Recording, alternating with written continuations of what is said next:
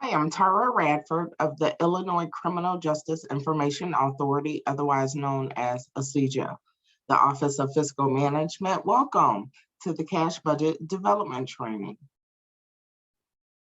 So today we're going to talk about the PFR reporting tool, as well as how to develop a cash budget. So let's start with the tool. What is it? The Grant Reporting PFR tool. So it serves as a repository for all of the information related to a grant, the grant name, the program name, the designated award amount, all of the pertinent information related to an awarded grant. We use the tool to do all of our financial work in terms of building cash budgets, using it to report the monthly or quarterly financials or expenses for the grantees. We're able to forecast budget changes to the cash budget. And we're also able to do certain analytics related to an awarded grant, such as comparing actuals to budgeted expenses to see where a grantee is in the process from a financial standpoint. We're also able to look at cash on hand and determine reimbursements amounts. And we'll look at this more when we look at the tool. Cash budgets. What is a cash budget? Why is it important, and who should complete it, and where is it created and housed? So a cash budget is really a fiscal roadmap of your program. It's a tool for planning the financial resources for the activities of the grant. And to define it basically is your cash budget represents how you plan to spend the money over the life of the grant, meaning how much am I going to spend in month 1, month 2, month 3, and etc. It's important because it'll help you to manage and evaluate cash flow related to the program components and timelines. So the cash budget is required for any grantees who's on advance pay and working capital. However, we do recommend it for all grantees, and your grant monitor can ask you to complete one as well. So it's important for grantees who's on reimbursement because you want to have a visual of what your monthly cash flow needs are. You never want to have a month where you don't have enough money in the bank to facilitate the upcoming monthly expenses. With a cash budget, you understand how much you need every month so that you can ensure that you have proper cash flow in the bank. And the cash budget is created and housed in the Grant Reporting PFR tool. Here is a visual of what the form looks like within the tool. And again, your cash budget should be developed based on the expected cash outlay of the program and the anticipated category by month or period. So let's talk about it related to working capital advance. So a working capital advance is money that ACJA will give you to start up your program. It is the initial startup costs and normal monthly grant expenses for the first 2 months or 2 months, and we'll talk about that later. So the working capital advance is determined based on the cash budget that is developed within the PFR tool.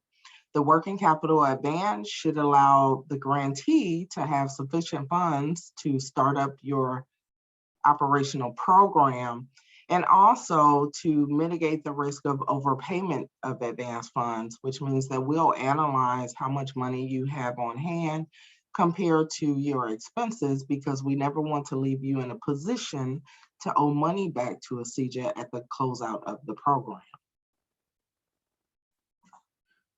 So when reviewing your cash budget to determine the working capital advance, just keep in mind that your cash budget should be based on the overall program budget. It does not always have to tie in total to the program dollars because it reflects the current program execution timeline.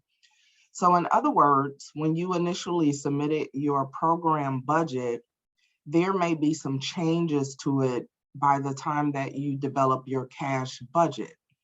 And if that is the case, you should make proper adjustments. It doesn't mean that you'll lose any excess funds. And we'll talk about that further when we look at the case study. So again, as a guiding principle, it should be built based on the overall program budget, and it doesn't always have to tie to the program dollars because your project execution timeline may have changed. So just as in the case where you put together your program budget in the beginning, you may not have allocated all of the awarded amount. It's the same thing with the cash budget. The cash budget can be less than the total program budget, but just keep in mind that it should never be more. All right, so suppose the cash budget is less than the award amount, like we just discussed. You, the grantee, can determine whether additional activities or increasing your program services are reasonable later in the grant term. In other words, you may have changes where you will want to, or you have the capacity to increase your services and therefore will need additional funds. If you did not allocate 100% of your program budget, you can always introduce those dollars again via a forecast. So instead, if you left $25,000 on the table as unallocated, you can come back later and grab the $25,000 as long as it's for, additional activities or increasing your program services. So again, this is important. Not budgeting for the full amount of the award does not mean that you will lose the unallocated grant money. If your operational program changes are necessary for service delivery later, the unallocated money can be allocated, providing you with flexibility. So there are some situations where there is a possible delay between the start of the performance period, which is your grant effective date, and the execution of the grant agreement, which is the date the contract is signed for all parties. So if you have a grant term of July 1st through June 30th, but your grant agreement isn't signed until October, your cash budgets should be developed based on those facts. So if you have a situation where your grant expenses were incurred and paid between the start of the performance period and the execution of the grant agreement, then your cash budget will look different. If you don't have any funds that have been paid or incurred between the start of the program and the grant execution date, your cash budget will look different. So there are two types of scenarios that we need to keep in mind when we are building our cash budget. And later we're going to look at a case study where it'll be apparent, the differences in what those cash budgets look like.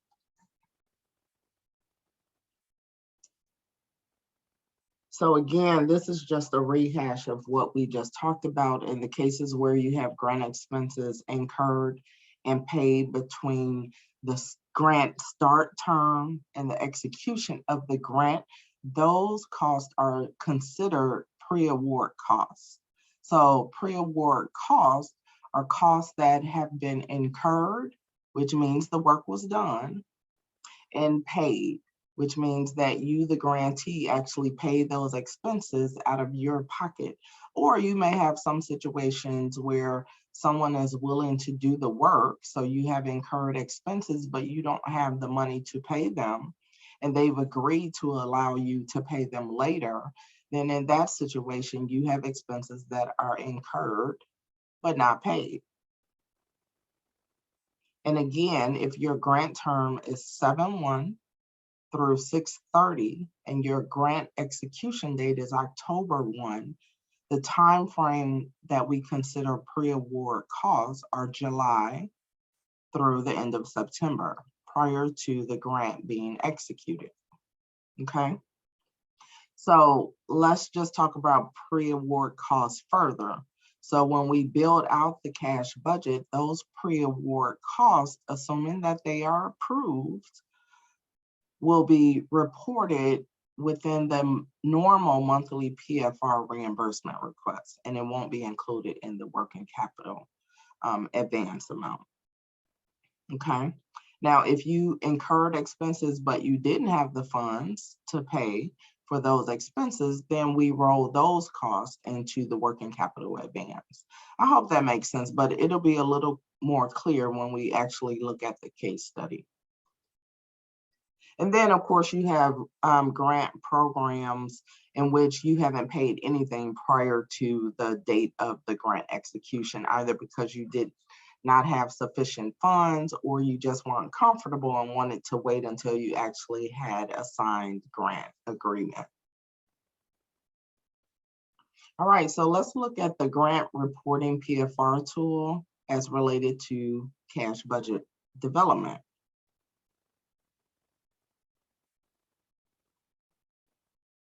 All right, so we're going to look at this case study using the grant reporting tool, and our case study is going to focus on using the tool and correctly inputting the cash budget based on the scenarios that we discussed a little while ago. So when you first go into the tool, you get to the navigation page, and you would simply select your grant pay type, whether it's working capital, advance pay, or standard reimbursement. For purposes of this case study, we'll be looking at working capital advance navigation. So you click into there and you come to the working capital advance navigation page. The top section of this page is for the grant monitor. The bottom section is for the grantee. So prior to receiving your tool from the grant monitor is going to input all of your grant information as well as your approved budget. So the grant information page shows you the name of you, the grantee, as well as all of your identifying numbers associated with the grant, the program that your grant is attached to. If there's an indirect cost rate, it'll show that, as well as the base, whether or not you have matched, and if so, what the percentage is, and the payment type. So for this case, we're looking at working capital advance that's paid out monthly. The approved budget page shows you the budget that was approved. So it shows your designated award, $450,000, your approval date or your grant execution date, which is October 1st, as well as the budget that you developed when you submitted your budget for the grant. So notice that the designated award on this grant is $450,000. However, the grantee only allocated of the $450,000, $435,000, and that's perfectly okay. So once all of that information is input, your grant monitor will send you the file so that you can fill out the cash budget information. Again, when you receive it, you'll be at the grant pay type page. You'll go into working capital advance, go to the grantee navigation, and step one for you is to input the cash budget. So click on input cash budget. Now let's just talk about this form and how it works first. So the first thing you want to do when you come in here is you can convert your months. So month one for this grant term is July. Month two is August. And this is really a reference for you so that you can keep the monthly names in mind when you build out your budget. Okay. So notice also that the approved budget has been pulled in also for your reference. We just talked about it being $434,000 of the $450,000. So as you build out your budget, you don't have to tie out to this 434. If you don't need the full 434 for whatever reason your project changed, that is okay. You don't lose the money if you do not. Okay, so for the first scenario, we'll be looking at a grantee who decided to apply for a state grant. In order to help them receive the grant, they decided to hire a grant writer and attorney to complete the application documents. The grantee also hired a CPA to develop a budget based on the program change. Now, this organization was approved to receive an award for the grant term, or the period of performance starts July 1st through June 30th. However, the actual grant wasn't executed or signed until October 1st. Okay, so this particular grantee, upon learning they received the grant, they wanted to get to work right away. However, they knew that at some point they would need some additional monies to execute the program correctly. So for this grantee's cash budget, we already know that the grantee spent and paid for $3,000 in pre-award costs. Remember that definition, that's prior to the execution start date of October, okay? So that was contractual services. So they incur these costs, which means the folks did the work, and they also paid out of their pocket for these costs. So from our standpoint, this would be considered a reimbursement to the grantee for legitimate costs. So the grant writer cost $800, legal fees were $1,200, and the CPA cost $1,000. Again, these are pre-award costs that the grantee had money to pay for, and they paid for these costs out of pocket. Okay, so this particular grantee also had one person start on the program right away, and they actually paid the expenses for this one person. So the expenses that they paid was $4,166. The associated fringe benefits were $319. And they also have indirect costs that's being added based upon their indirect cost rate. So this grantee's direct cost base consists of modified total direct costs, and they earn $749 in indirect cost reimbursements. So for the first month of the grant program, which is the start of the performance period in July, this grantee brought on one person, they incurred those charges, and they actually paid out this one person for the work that they did. So for the month of July, the reimbursement request that will be submitted on the monthly PFR is $8,234.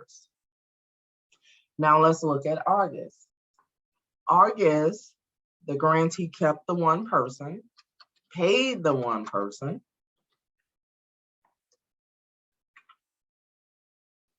and incurred or earned indirect cost of $449. So in August, this grantee actually wrote checks for $4,934, which is what would be submitted on the August PFR because it's considered pre-award costs that's reimbursable to the grantee, okay? Now let's talk about September. Again, September is prior to the grant execution date. September, they still had the one person, but this grantee didn't have any additional monies to pay for the salary and fringes. So this person agreed to wait until October to get the September payment. In addition, the organization hired a second person that wouldn't be paid until October. So in September, there were insufficient funds to pay any of the September expenses. So for purposes of the cash budget, because these were not paid but incurred, meaning the two people worked, we would roll the cost for September into the October working capital advance request. So in October, the grantee had the two employees, They have to pay them for the month of September in addition to October. So we're projecting our expenses will be $16,666, fringe benefits of $1,274. In addition, they brought on their subawardees and their consultants based on the program budget that was submitted. So here we have the estimate cost will be $10,650 for subawardees and $8,333 for their consultants. Based on their indirect cost rate, they've earned, or they will earn for October, $3,032.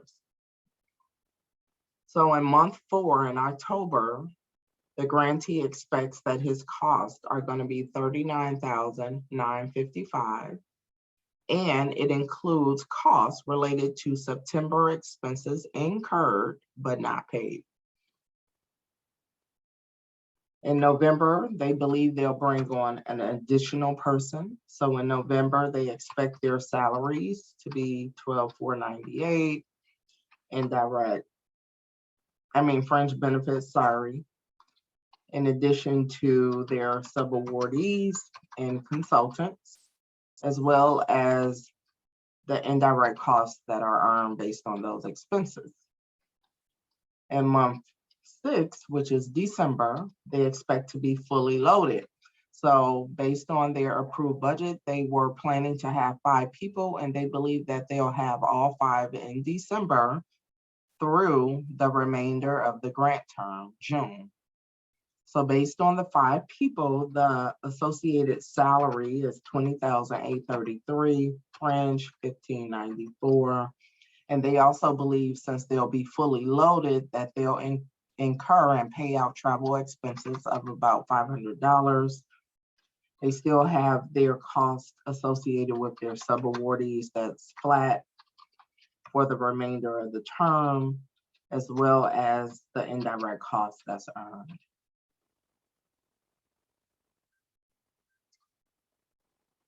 So again, based on the 5 people, the associated salaries and fringe benefits are $22,427, which the grantee believes will be flat and consistent for the remainder of the term. They have no more travel expenses that they are expecting, and they also believe that their subawardees and consultants will be flat or remain until the end of the grant term. Based on those associated costs, they also believe that they are going to earn their indirect costs. So this budget is well thought out.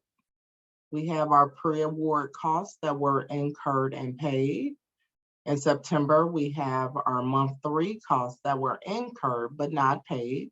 So we include those costs in our working capital advance.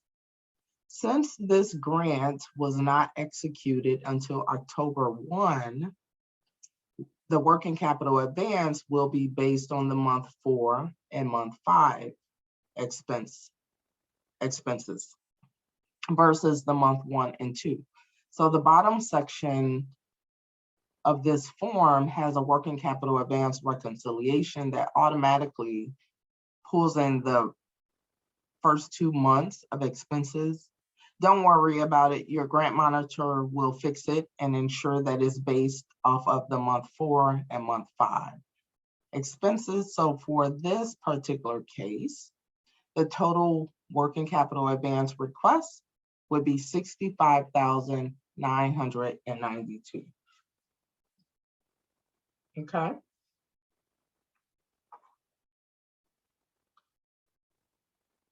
All right, so let's talk about the second scenario.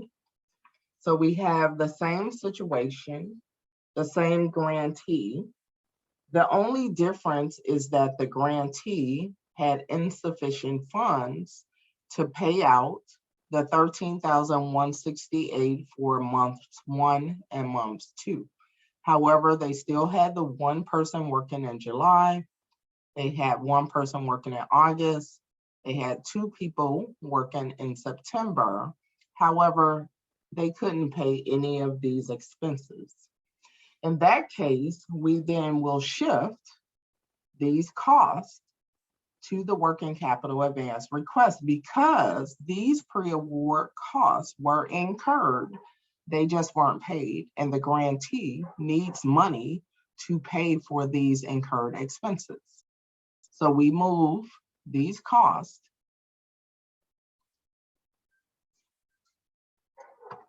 to the working capital advance request.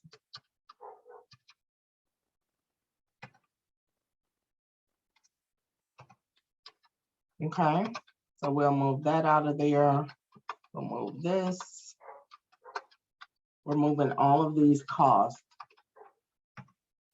to October.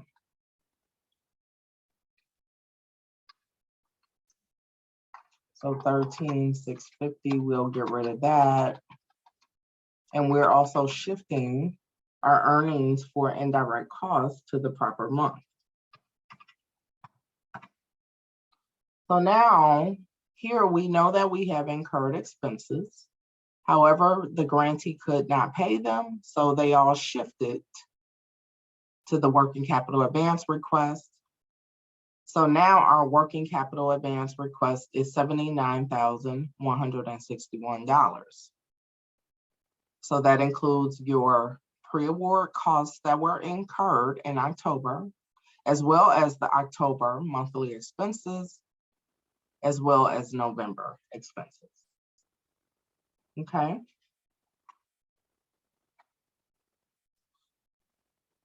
Now for the next scenario, we're going to talk about a grantee that was not comfortable starting the program until the grant agreement was actually executed. So in this case, they didn't bring anyone on until after the grant was executed. So in this case, we are saying that the contract was executed in October, and that is actually when the grantee started doing work and bringing on folks. So in October, the grantee has 2 people working. Here is the associated salary and fringe benefits, and we'll leave all of the other dynamics the same, all of the other facts the same. So they still brought in their subawardees and consultants in the month of October. However, they had no pre-award costs, either because they had insufficient funding or they just weren't comfortable starting until the execution of the contract. So in this situation, their working capital advance is $68,992. And again, the bottom section, the reconciliation, will be corrected and all of the manual adjustments will be made by your grant monitor. Now, let me just point out another thing here. So again, the initial approved budget for this grantee is $434,747, of which $320,891 was allocated. There are unallocated dollars of $113,856. That is okay. If you are not going to be able to spend all of the money based on the time of a reduced grant term, it's okay. However, if you decide that you will be able to implement additional services, the $113,000 is available for you to use. You would just have to work with your grant monitor to update your budget via a forecast.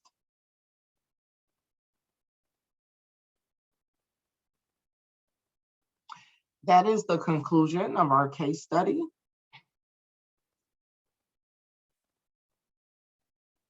And I hope that everything makes sense. Again, your approved budget is here. What has been allocated is based on the facts of the program timeline, not just based on the amount of money that you received. In all cases, I thank you for joining me for this cash budget development training. And please, if you have any questions on the PFR reporting tool, or you need any type of technical assistance on how to develop a cash budget, please contact your assigned grant specialist or monitor for assistance, and they will help. Thank you so much. Feel free to call us anytime.